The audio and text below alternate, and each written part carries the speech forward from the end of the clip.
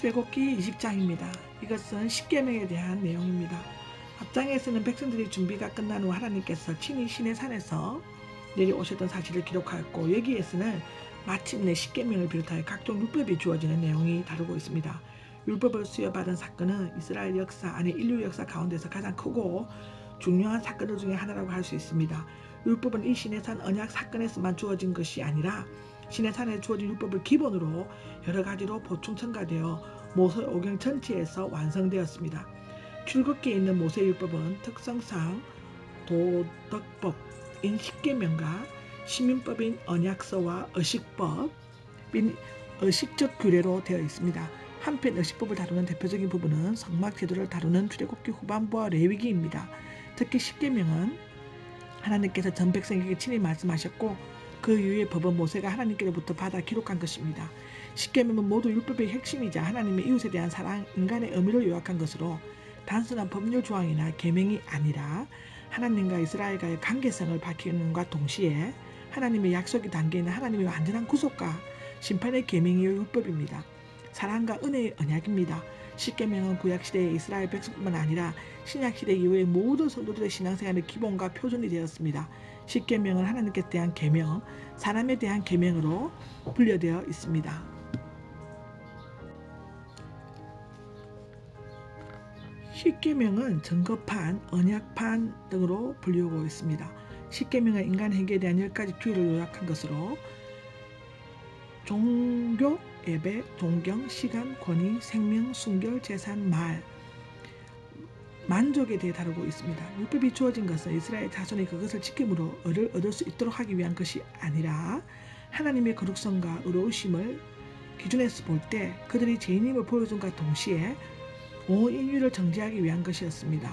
이 기록은 로마서 3장 20절, 갈라디아서 3장 11절, 로마서 3장 19절에서 20절, 7장 7절에도 나와 있습니다. 하나님 앞에서 의롭다함을 받은 것은 오직 믿음으로만 가능합니다.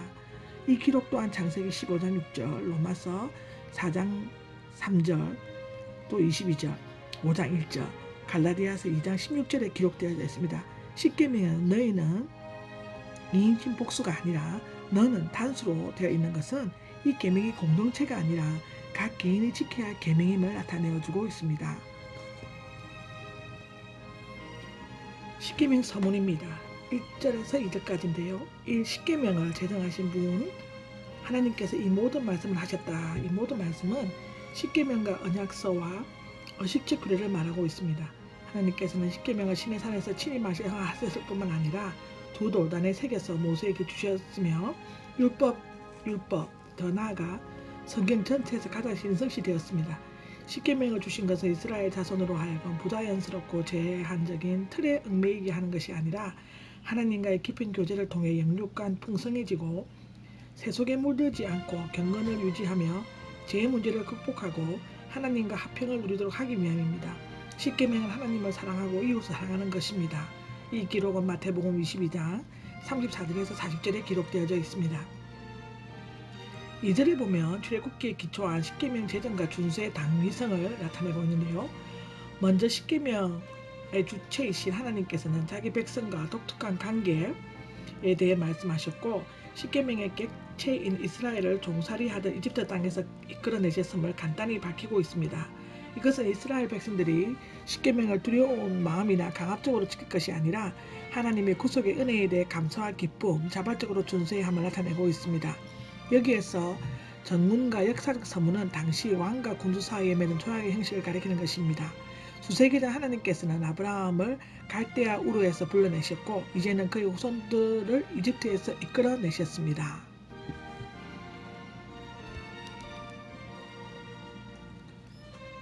하나님께 대한 관계를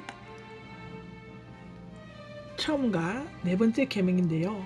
첫 번째 계명은 너는 내 앞에서 다른 신을 두지 말아야 한다고 3절에 나와 있습니다.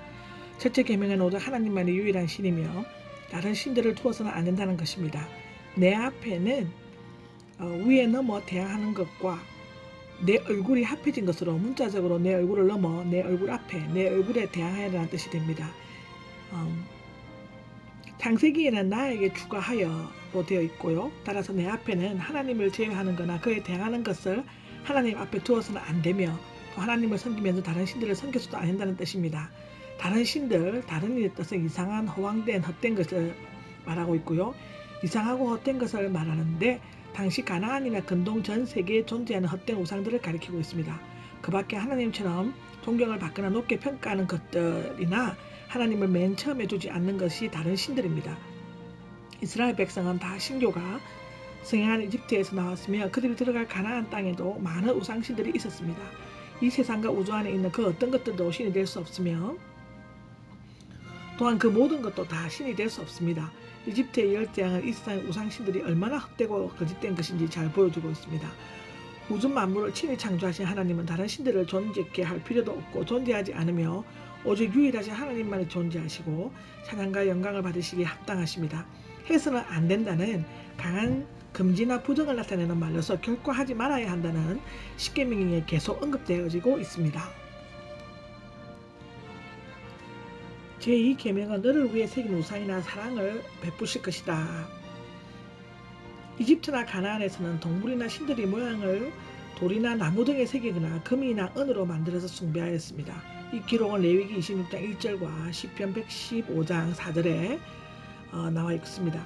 새긴 우상은 부어 만든 우상과는 달리 정교하게 조각하여 만든 우상을 가리키지만 여기에서는 사람이 인위적으로 만든 모든 우상들을 종칭하고 있습니다. 타락한 인간은 본성적으로 보이지 않는 하나님의 모습보다는 시각적으로 보는 감각적으로 만질 수 있는 우상을 더 선호하는 경향이 있습니다. 온 우주 만물을 창조하시고 소유하신 하나님께서는 위로 하늘에 있는 것이나 어떤 것이든지 형상을 만들거나 경배하거나 또는 섬기지 말라고 하셨습니다.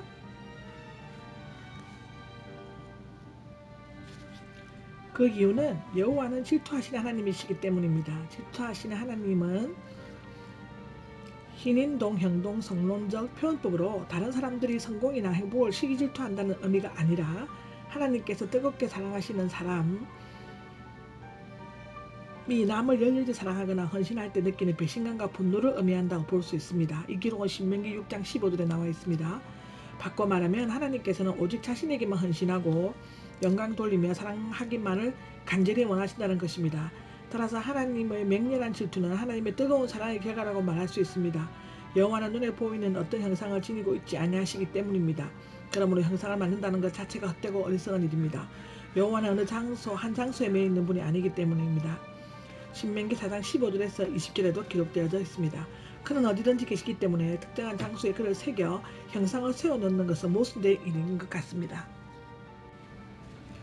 나를 미워하는 자들 3, 4대까지 벌하실 것이다. 5절에 나와 있죠. 이것은 하나님을 미워하는 자들, 하나님을 하나님으로 인정하지 않고 끝까지 거부하고 대적하는 자들을 말하고 있는데요. 그 아버지의 죄악, 그 3, 4대까지 대물림을 해가면서 벌하신다는 뜻이 아니라 부모의 부독한 행위가 그 자손들에게 부정적인 영향을 미치게 될 것이라는 뜻입니다. 이런 형벌과 고통의 악순환은 회개를 통해 끊어질 것입니다. 나를 사랑하고 사랑을 베풀어 줄 것이다. 6절에 나와 있는데요. 하나님을 사랑하는 것과 계명을 지키는 것은 밀접한 관계가 있습니다. 요한복음 14장의 15절부터 21절부터 요한 1서 2장 5절도 나와 있죠. 하나님을 깊이 사랑하고 은혜하는 자는 온 마음과 뜻을 다하여 그분의 계명을 지키려고 애를 쓰고 있습니다. 하나님의 분노와 형벌은 불과 3, 4대의 짧은 기간에 행해지지만 그분의 용서와 사랑은 천대 아니 영원히 지속될 것입니다. 하나님께서는 사람의 죄로 말미암아 심판과 형벌을 받게 되는 것보다는 회개하여 구원의 은총에 이르기를 더 원하십니다. 이 기록도 에스겔 18장 23절에 나와 있고요.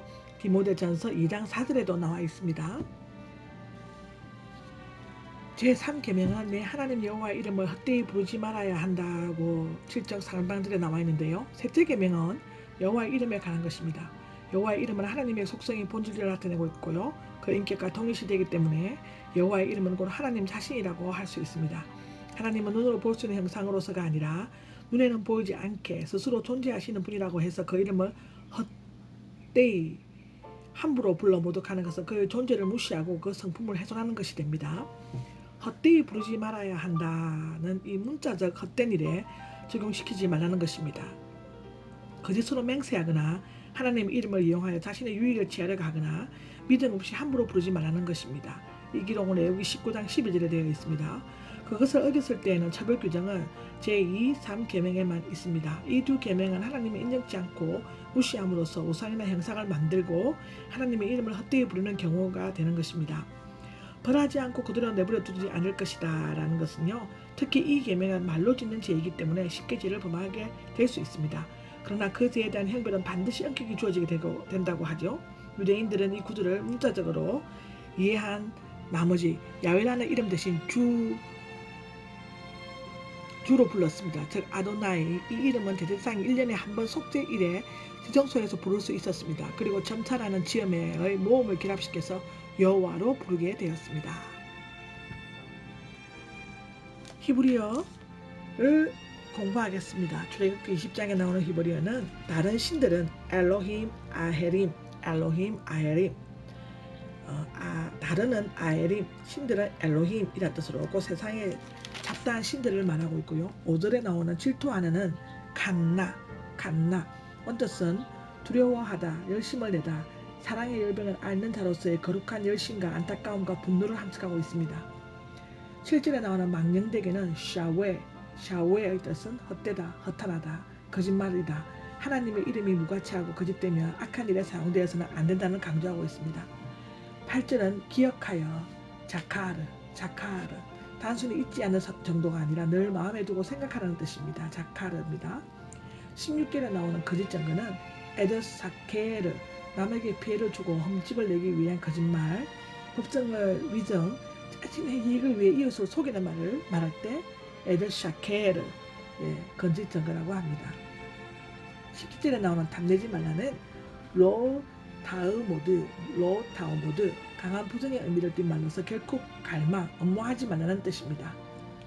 23절에 나오는 나를 비켜서 이티가 나를 비켰습니다. 함께라는 뜻의 전치사 에트와 1인칭 전미 대명사가 결합된 말로서 나와 더불어 이렇게 나와 있습니다.